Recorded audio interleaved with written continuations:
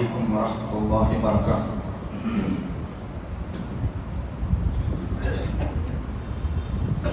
الحمد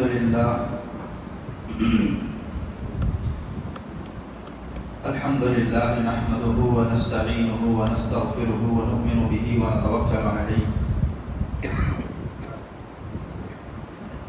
ونعوذ باللہ من شرور انفسنا ومن سیئات اعمالنا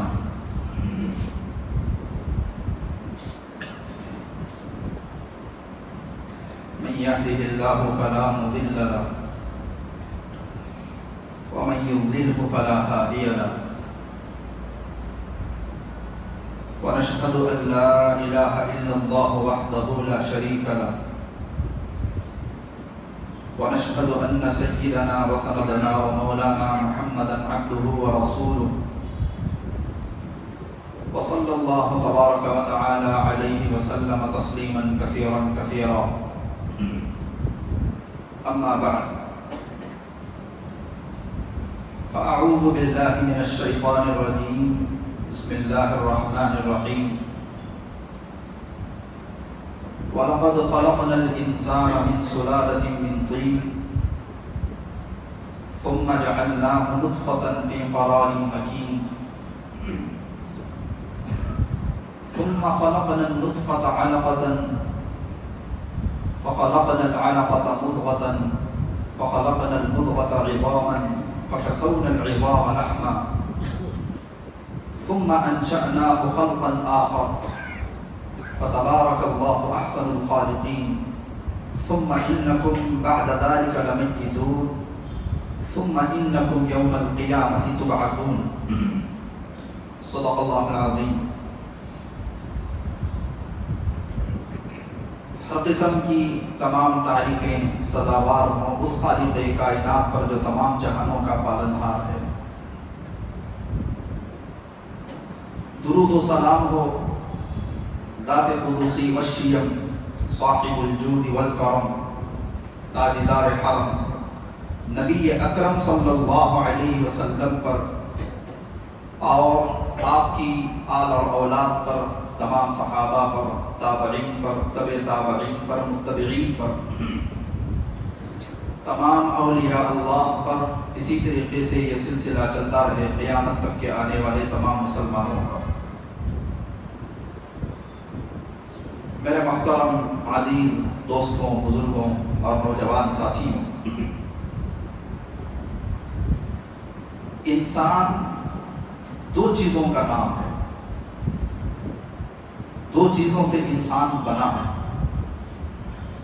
ایک جسم اور ایک روح۔ روح اصل ہے، جسم روح کے تابع ہوتا ہے۔ اسی وجہ سے انسان جب تک دنیا میں رہتا ہے، زندہ رہتا ہے، اس کی قدر و قیمت رہتی ہے۔ جیسے ہی جسم سے روح نکل جائے فوراً اس کا نام بھی بدل دیا جاتا ہے۔ اب یہ نہیں کہتے کہ فلاں صاحب سوئے ہوئے ہیں، کہتے ہیں کہ میت کو سیدھا کیا جائے، میت کے پیر اور سب اس طریقے سے کیا جائے، اور میت کو دیکھو کہیں میت کا چہرہ اور میت کی باڈی کھول نہ پائے، میت کے پیٹ پر باندھا جائے، میت کے ہاتھ سیدھے کیے جائیں، میت کی آنکھ اونچی جائے، بدل جاتا ہے۔ جسم مٹی سے بنا ہے تو جسم کی ساری ضروریات اللہ نے مٹی سے ہی رکھی، کیونکہ جسم مٹی سے بنا، اور روح آسمان سے آئی ہے۔ روح کی غذا بھی آسمانی ہے، اعمال، قرآن کی تلاوت، چونکہ وہ آسمان سے آئی ہے۔ اللہ تعالیٰ نے قرآن مجید کی سورہ مؤمنون کی ابتدائی آیتیں میں نے حضرات کے سامنے تلاوت کی۔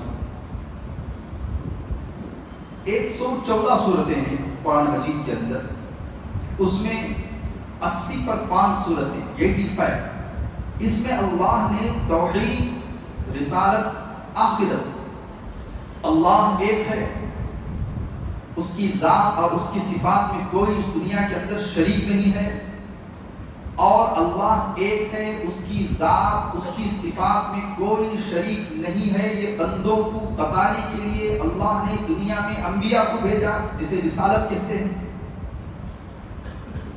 اور انبیاء آ کر کے اللہ کی پہچان کرواتے ہیں، دنیا کی حقیقت کو بتلاتے ہیں، اور یہ کہتے ہیں کہ اس کے بعد بھی ایک زندگی ہے جسے آخرت کہتے ہیں۔ یہ مضمون اللہ نے کثرت سے قرآن مجید کے اندر بیان فرمایا ہے۔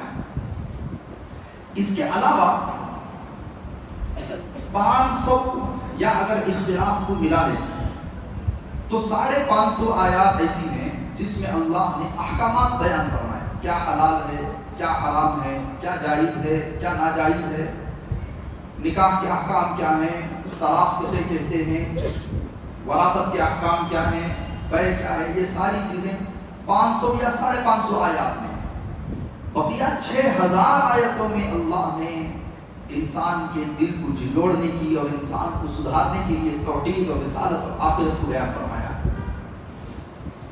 اسی وجہ سے 30ویں پارے کی اما پارہ جسے کہتے ہیں، جو چھوٹی چھوٹی صورتیں، تمام صورتوں میں اللہ نے یہی مضمون بیان فرمایا ہے، توحید، رسالت، آخرت۔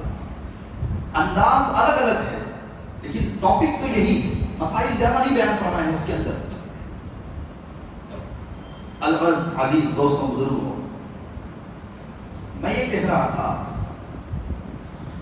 روح انسان کے جسم سے نکلتی ہے تو انسان کی کوئی قیمت دنیا والوں کے نزدیک رہتی نہیں۔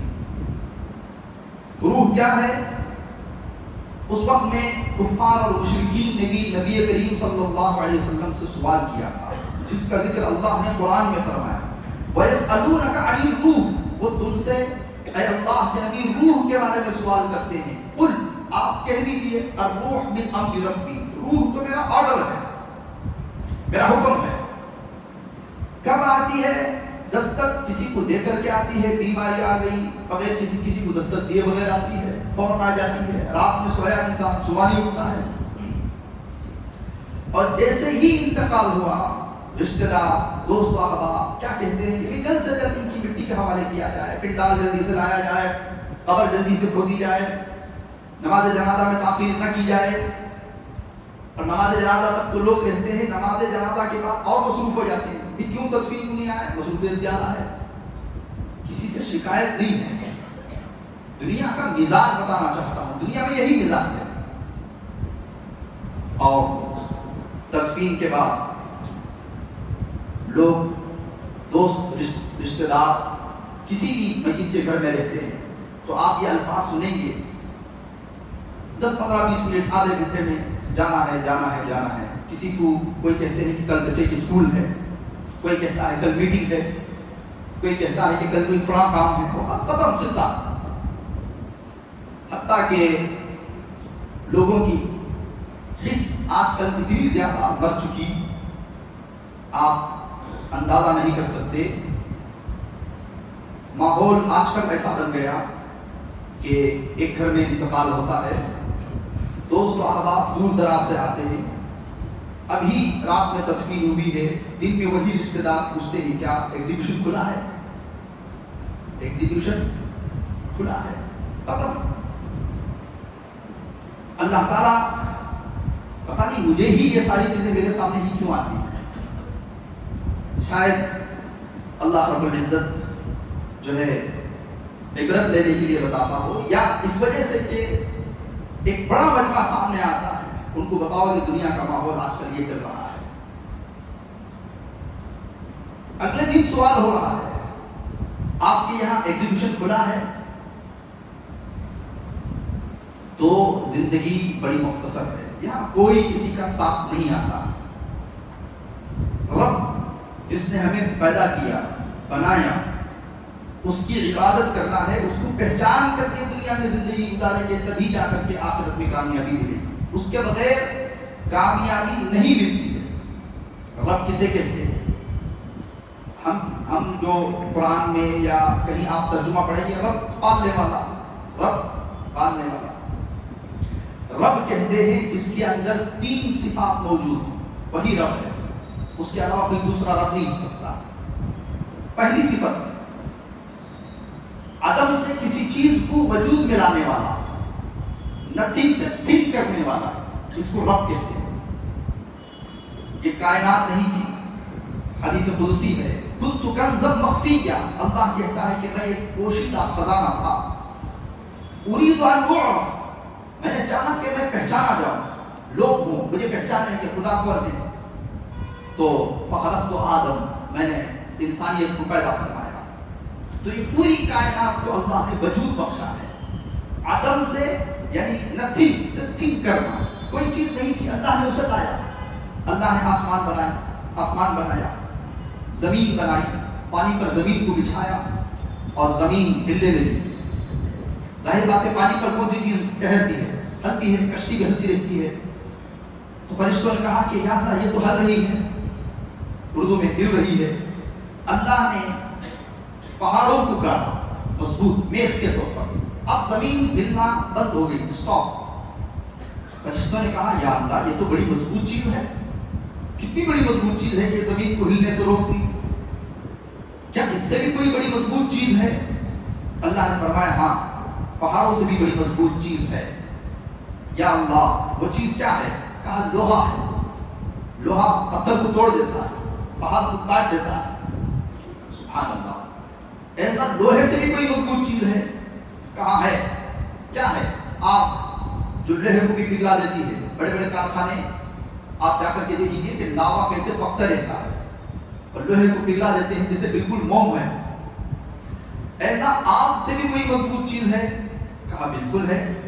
کیا ہے؟ کہا پانی ہے، جو آگ کی طاقت کو بجھا دیتی ہے، ختم کر دیتی ہے۔ یا اللہ پانی سے بھی کوئی مضبوط چیز ہے؟ کہا بالکل ہے۔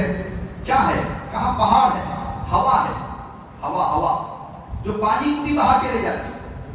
یہ بڑے بڑے بادل جو آسمانوں پر ہے، یہ تو اسٹاک پانی ہے اوپر، ہوا اس کو ادھر سے ادھر لے جا رہی ہے، ادھر سے ادھر لے جا رہی ہے، جہاں ضرورت ہوتی ہے اللہ تعالیٰ ہواؤں کو حکم دیتا ہے، وہ بادلوں کو وہاں لے جا کر کے پانی برساتا ہے۔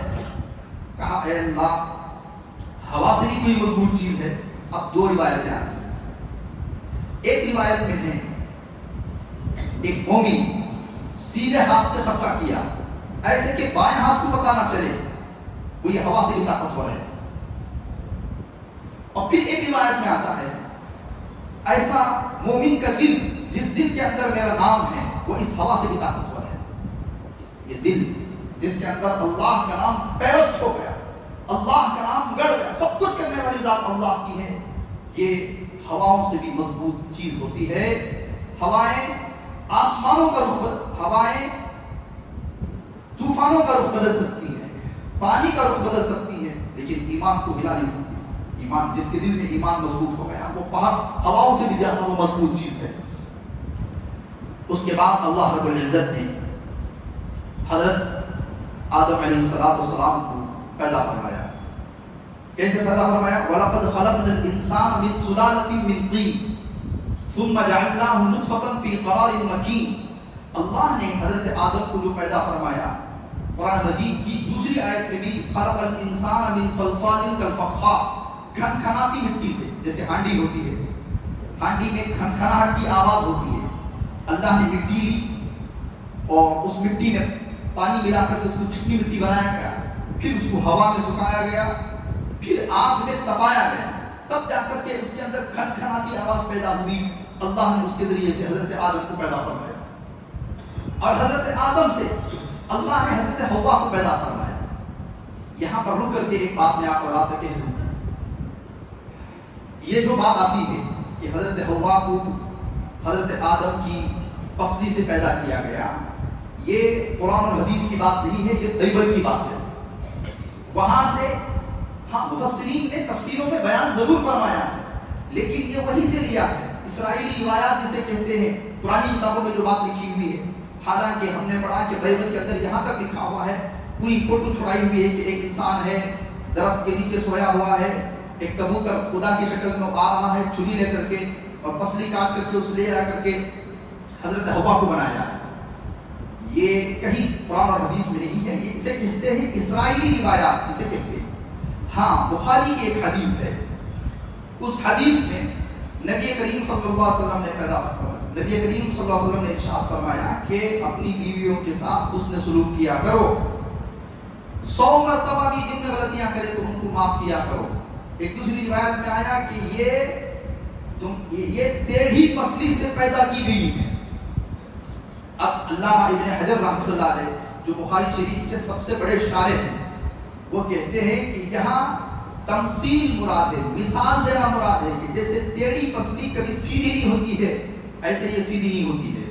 اگر اس کو سیدھا کرنے جاؤ گے، حضور نے فرمایا یہ ٹوٹ جائے گی۔ مطلب کیا؟ رشتہ ٹوٹ جائے گا، طلاق تک کی نوبت آئے گی۔ اس وجہ سے جو حضرات دنیا میں جو مرد حضور پاک صلی اللہ علیہ وسلم کی حدیث پر عمل کرتے ہیں کہ دن میں 100 غلطیاں بھی کرے تب بھی اس کو معاف کرو، اور وہ ٹیڑھی پیدا کی گئی ہے، اس کی فطرت میں ٹیڑھاپن ہے، یہ انسان جو سمجھ گیا وہ زندگی میں لے کر کے عورت کو چلتا ہے۔ جو انسان نہیں سمجھا، اس کو سیدھا کرنے کے چکر میں پڑا، پھر دارالقضا پہنچتا ہے معاملہ۔ یہ سیدھی کبھی ہوتی نہیں ہے، اور اسی طریقے سے باحفاظت جو ہے قاضی صاحب اس کو الگ کر دیتے ہیں کہ بھی دنیا میں لکڑی کو، لوہے کو گرم کر کے سیدھا کیا جا سکتا ہے، لکڑی کو بھی گرم کر کے سیدھا کیا جا سکتا ہے، لیکن یہ ایک ایسی چیز ہے جس میں کبھی آج تک کسی نے سیدھا نہیں کیا ہے، اسی ٹیڑھے پر کے ساتھ ہی چلنا ہے۔ تو اللہ نے حضرت حوا، حضرت آدم کو پیدا فرمایا، کئی سالوں تک جنت میں رہے۔ عموماً لوگ واقعہ بیان ایسا کرتے ہیں کہ ابھی حضرت آدم کو پیدا کیا ناشتے میں، دوپہر میں حضرت حوا کو بنایا، اصل میں گندم کھا لیے، مغرب میں نیچے آ گئے۔ بیان جو کرتے ہیں، بیان سے ایسے ہی پتا چلتا ہے کہ اتنا کوئک سب کچھ ہو گیا، ایسا نہیں ہے۔ حضرت آدم، حضرت حوا کو پیدا کرنے کے بعد کئی سالوں تک آپ جنت میں رہے ہیں۔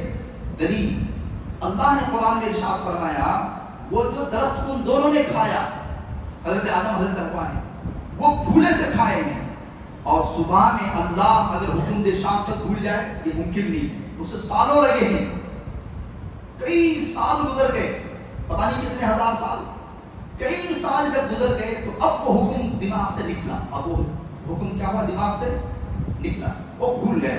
کیا ہو گیا؟ بھول گیا تھا، انسان بھول جاتا ہے۔ تو اللہ نے دونوں کو زمین پر بھیجا، زمین پر آئے، انہوں نے مٹی سے بنی چیزوں کو کھایا، ان کے اندر خون پیدا ہوا، خون سے مادہ بنا، مرد کے اندر کے خطرات بنے، پھر وہ عورت کے رحم میں گئے۔ پھر اللہ نے وہاں ماں کے پیٹ کے اندر ایک چھوٹا سا جرثوم، ایک چھوٹا سا کیڑا، اس کو جو ہے طاقت دی، قوت دی، وہ جسم پہلے خون کا لوتھڑا بنا۔ ثم خلقنا النطفة علقة فخلقنا العلقة مضغة فخلقنا المضغة عظاما فكسونا العظام لحما۔ پوری ترتیب اللہ نے بیان فرمائی کہ وہ کیڑا خون کا لوتھڑا بنا، اس کے بعد وہ بڑا ہوا، جسم بنا، ہڈیاں بنی، رگیں بنی۔ پھر ایک وقت آتا ہے کہ اللہ تعالیٰ فرشتے کے ذریعے سے حکم دے کر کے اس کے اندر روح ڈالنے کا حکم دیتا ہے۔ فرشتہ ماں رات کو سوئی ہوئی ہے، صبح کو دیکھتے ہیں کہ بچہ پیٹ میں ہل رہا ہے۔ وہ کب پیر کی حرکت کرنا شروع کیا وہ اللہ ہی بہتر جانتا ہے۔ اس سے پہلے کبھی ایک تقریباً 8-10 ماہ پہلے میں نے اس کی پوری تفصیل آپ حضرات کے سامنے بیان کی تھی کہ کس طریقے سے روح کب آتی ہے، آج تک کسی نے اس کو پتہ نہیں لگایا۔ مخصوص دن متعین ہے، مخصوص دن کے بعد مخصوص گھڑی میں کہاں سے روح آ جاتی ہے اللہ بہتر جانتا ہے۔ اب وہ بچے کے اندر روح پیدا ہو گئی، لیکن وہ بچہ ابھی دنیا میں آنے کی صلاحیت اس کے اندر نہیں ہے۔ ماں کے پیٹ میں تو زندہ ہو گیا، ابھی دنیا کے اندر اس کے دنیا کے اندر آ کر کے دنیا کی آب و ہوا اسے لینے کی صلاحیت نہیں ہے۔ تو اللہ نے ماں کے پیٹ کو انکیوبیٹر بنا دیا، انکیوبیٹر بنا دیا ماں کے پیٹ میں۔ جیسے بچہ 5ویں مہینے میں، 6 7ویں مہینے میں پیدا ہو جاتا ہے تو باکس میں رکھتے ہیں، اور وہ اتنی گرمی اس سے رہتی ہے، بچہ اس میں پلتا ہے، بڑھتا ہے۔ تو ماں کے پیٹ کا سسٹم قرآن کی آیات سے بتا رہا ہوں۔ اب وہ بچہ جو ہے جیسے ہی روح پڑی، جیسے ظاہر بات ہے اب تک کھانے کی ضرورت نہیں تھی، اب کھانے کی ضرورت پڑی، سانس کی ضرورت پڑی۔ محدثین نے لکھا بچہ جیسے ہی روح پڑی ناک سے سانس لیتا ہے، منہ سے نہیں، اور 3 پردے چیر کر کے دیتا ہے۔ ایک وہ جس میں بچہ رہتا ہے غلط، پھر رحم، پھر ماں کا پیٹ، بہت سارے حضرات یہ سمجھتے ہیں کہ ماں کی سانس سے بچے کی سانس چلتی ہے، یہ غلط بات ہے۔ کبھی کبھی ایسے واقعات آپ نے دیکھے ہوں گے، ماں کا انتقال ہو گیا، پیٹ میں بچہ زندہ ہے، فوراً جلدی سے آپریشن کر کے مسئلہ یہ ہے کہ اس کو باہر نکالا جائے، ماں کی تو سانس رک گئی ہے۔ کبھی کبھی یہاں تک بھی مسئلہ آیا ہے کہ ماں کے انتقال کے بعد جب قبر میں اتارنے جا رہی ہیں، لوگوں نے کہا یہ حاملہ ہے، اس کے پیٹ میں بچہ ہے، فوراً بھاگے بھاگے دوڑے دوڑے تحقیق کی گئی، پھر ماں کا پیٹ چیک کر کے بچی کو باہر نکالا گیا، اس کی سانس اندر چل رہی ہے۔ تو وہ جو بچہ سانس لیتا ہے باہر، اگر 2 سیکنڈ کے لیے ناک پکڑ دی جائے، بچہ کیا ہو جائے گا؟ ختم ہو جائے گا۔ لیکن اللہ نے اسے ایسی قوت دی، ایسی طاقت دی کہ وہ 3 پردوں کو چیر کر کے وہاں سے سانس لیتا ہے، سانس لیتا ہے۔ جیسے مثال دیکھیں، زمین کتنی مضبوط چیز ہوتی ہے، زمین کو پھاڑ کر کے دانے کے اندر سے جو کوپل باہر نکلتی ہے، تو ایسے ہی اللہ نے بچے کے اندر صلاحیت، طاقت، قوت دی، تو یہ 3 پردوں کو چیر کر کے اندر سے بچہ سانس لیتا ہے، سانس لیتا ہے۔ اب غذا کیا ہے؟ عورت کو ماہانہ خون آتا ہے، ماہواری آتی ہے۔ جیسے ہی بچہ ٹہرا، حمل ٹہرا، وہ خون رگوں میں ٹہر جاتا ہے، اب وہ خون آتا نہیں ہے۔ بچہ جب جان پڑ گئی بچے کے اندر، اب بچے کو غذا کی ضرورت پڑی، تو وہ خون رحم کے اوپر ٹپکنا شروع ہوتا ہے۔ اب وہ جو رحم ہے وہ باریک باریک رگوں کے ذریعے سے پورے، ظاہر بات ہے وہ گندا خون ہوتا ہے، اس گندے خون کو فلٹر کرتا ہے۔ ایکوا گارڈ آپ نے دیکھا ہوگا، کھارے پانی کو بٹھا کر دیتا ہے، ایسے اللہ نے رحم وہ فلٹر کرتا ہے، باریک باریک رگوں کے اندر سے وہ ہوتا ہوتا ہوتا خون پاک و صفاف، پاک صاف شفاف ہو کر کے ناف کے ذریعے سے بچے کے اندر داخل ہوتا ہے۔ اب بچہ اندر خون لے بھی رہا ہے، سانس بھی لے رہا ہے۔ اب بچہ پاخانہ اس کے پیٹ میں، جب تک وہ پیدا نہیں ہوتا تب تک اس کے پیٹ میں پاخانہ جمع رہتا ہے، پاخانہ جمع اندر جمع ہوتا رہتا ہے۔ اس وجہ سے جیسے ہی عورت بچے کو جنم دیتی ہے، فوراً اس کے سینے میں دودھ نہیں اترتا ہے، ایک خاص قسم کا پانی پیدا ہوتا ہے۔ وہ پانی جو ہے عورت جب بچے کو پلاتی ہے، جسے گھٹی دینا بھی کہتے ہیں ہمارے یہاں، وہ بچہ کالا کالا پاخانہ کرتا ہے، اس کا پیٹ صاف ہوتا ہے، 3 دن تک وہ پانی جاتا ہے، وہ بچے کے اندر کے پورے پاخانے کو باہر صاف کرتا ہے۔ تیسرے دن دودھ پیدا ہوتا ہے، اور تیسرے دن دودھ بھی کیسا پیدا ہوتا ہے؟ لڑکا اگر پیدا ہوا ہے تو ڈبل فیٹ کا دودھ پیدا ہوتا ہے، لڑکی اگر پیدا ہوئی ہے تو سنگل فیٹ پیدا ہوتا ہے۔ اگر موٹی بات میں سمجھاؤں، اگر مرد بچہ ہے تو نندنی کی آرنج پیکٹ چلے گی، اگر لڑکی ہے تو بلو پیکٹ سے کام چلانا پڑے گا۔ میں مثال دے رہا ہوں، ایکسٹرا فیٹ، ایکسٹرا کریم اس کے اندر، بچے کے اندر ہوتا ہے، وہ دودھ کے اندر۔ اس وجہ سے جو پرانے حضرات تھے، وہ خیر بات کہیں سے کہیں چلے جائیں، وہ سمجھتے تھے کہ جو پرانے زمانے کے لوگ ہوتے تھے کہ لڑکا ہے یا لڑکی ہے، وہ عورت کا جو پانی ہوتا ہے وہ لے کر کے پانی کے اندر گاڑھا پن ہے تو دیکھتے کہ مرد بچہ ہے، اگر پتلا پن ہے تو لڑکی پیدا ہونے والی، ایسے ہی پرانے زمانے کے پرانے طریقے تھے۔ بچہ دنیا کے اندر جو ہے پیدا ہوتا ہے۔ اب اللہ نے ایک چیز کو نتھنگ سے تھنگ کر دیا۔ میں کہہ رہا ہوں رب کسے کہتے ہیں؟ اس کے اندر 3 صفتیں ہوں، ایک نتھنگ سے تھنگ، وہ تو جب بچے کے اندر 4-5 مہینے میں جان پڑی تب ہی وہ نتھنگ سے تھنگ ہو گیا ہے۔ اب جب بچہ پیدا ہو رہا ہے وہ اونلی ڈسپلے ہو رہا ہے، وہ باہر آ رہا ہے، وہ ظاہر ہو رہا ہے۔ پیدا تو وہ بہت پہلے ہو چکا ہے، ہاتھ پیر اندر مار رہا ہے، لیکن اب وہ دنیا کے سامنے ظاہر ہوا۔ اب رب صرف اسی کو نہیں کہتے کہ نتھنگ سے تھنگ کر دے، عدم سے وجود میں لا لے، کوئی چیز نہیں تھی اس کو وجود میں لا لیا، وہ چیز آنے کے بعد اس کو دنیا میں بقا کا انتظام کرے، اسے رب کہتے ہیں۔ بچہ دنیا میں اب آ گیا، اب آنے کے بعد اس کی ضروریات زندگی، اس کی زندگی کی ضروریات اگر نہیں ہوئی تو بچہ مر جائے گا۔ اب اللہ نے اس کا نظام بنایا، اس کا سسٹم بنایا۔ بغیر دانت کے بچہ پیدا ہوتا ہے، چونکہ اس کے بچے کا جو میدا ہوتا ہے وہ اتنی صلاحیت نہیں رکھتا ہے کہ وہ دنیا کی چیزوں کو جو ہے وہ برگر کو بھی، پیزا کو بھی اور روٹی کو بھی ہضم کر سکے۔ تو اللہ تعالیٰ نے اس کے دانت نہیں کیے تاکہ یہ ماں کی چھاتی سے چوس کر کے دودھ پی سکے، دودھ پیے۔ اب بچہ وہ دودھ پیتا ہے، ماں ادھر ادھر رہتی ہے، تو اللہ نے اسے اب انٹرنیشنل لینگویج سکھائی۔ انٹرنیشنل لینگویج کیا ہے؟ وہ روتا ہے، پیٹ میں درد ہو تب بھی روتا ہے، بھوک لگے تب بھی روتا ہے. ذرا آپ غور کریں، بچہ اگر بیمار ہو رہا ہے، طبیعت اس کی خراب ہے، وہ اگر روتا ہے تو اس کی آنکھ میں آنسو ہوتے ہیں، کیوں؟ وہ تکلیف سے رو رہا ہے، وہ درد سے رو رہا ہے.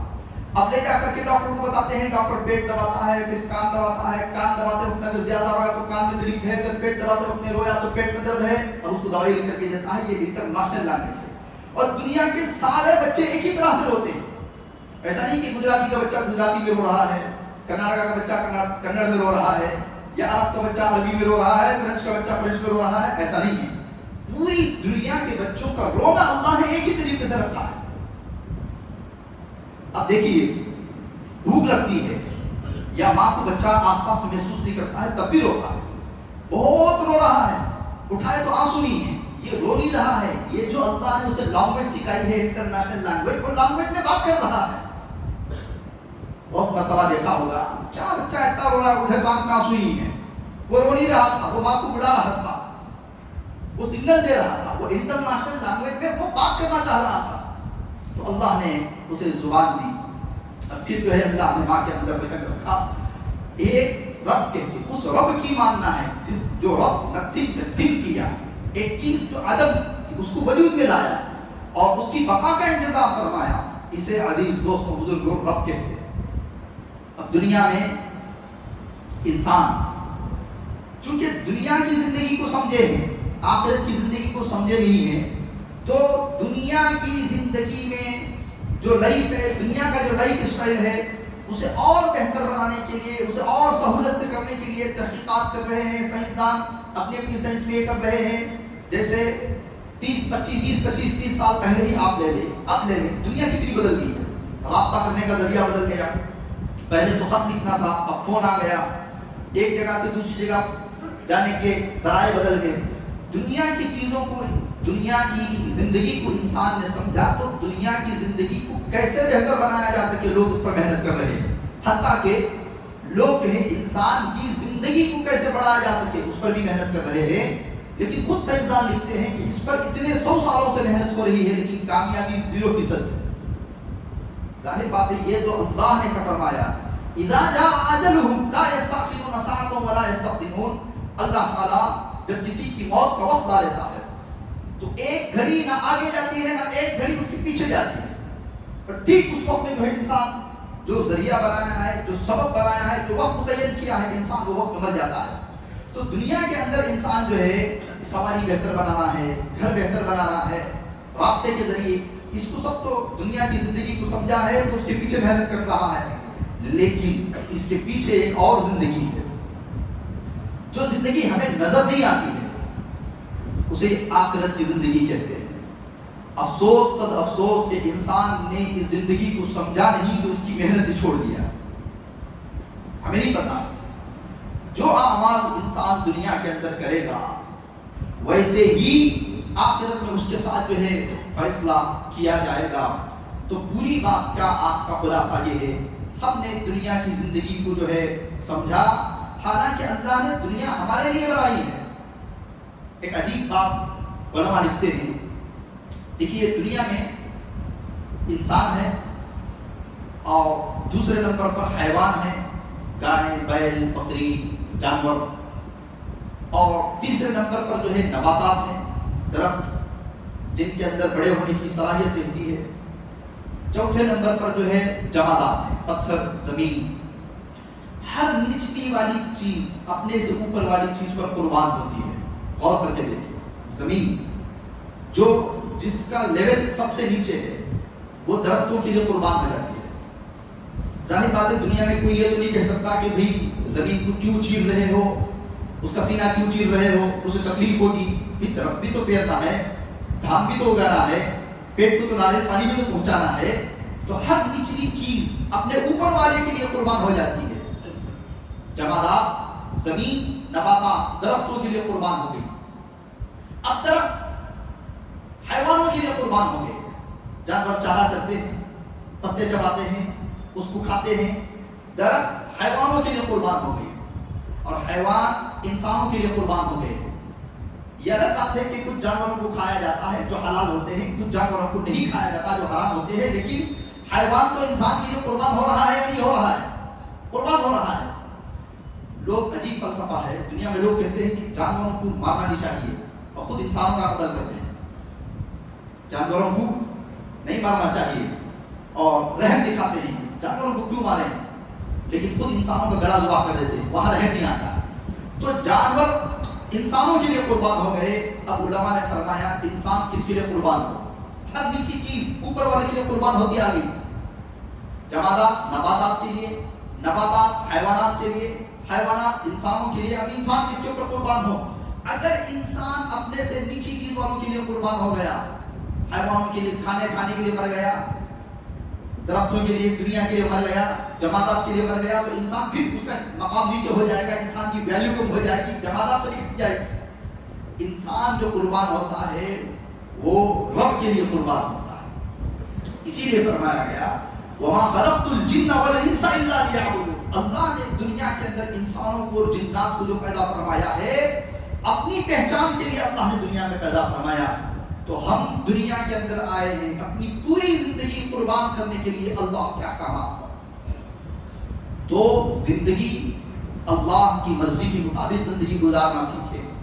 ہاں یہ یقینی بات ہے، نبی کریم صلی اللہ علیہ وسلم نے ارشاد فرمایا قرب قیامت میں ایک وقت ایسا آئے گا جس وقت میں دین پر چلنا ایسا ہی ہوگا جیسے آپ کا انگارہ ہاتھ میں لے کر کے کھڑا ہو.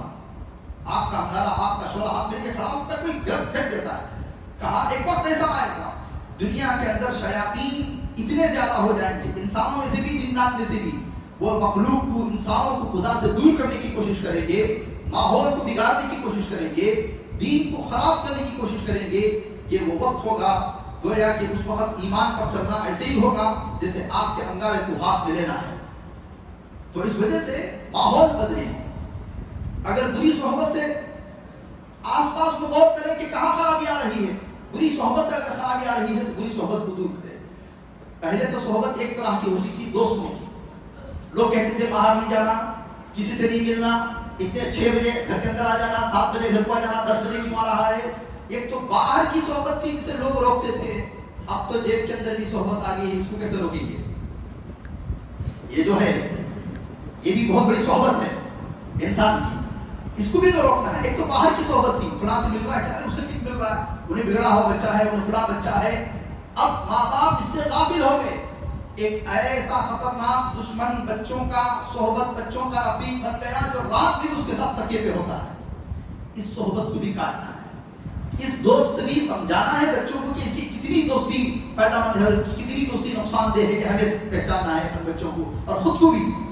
اللہ تعالیٰ ہم تمام کو کہنے سننے سے زیادہ عمل کرنے کی توفیق عطا فرمائے.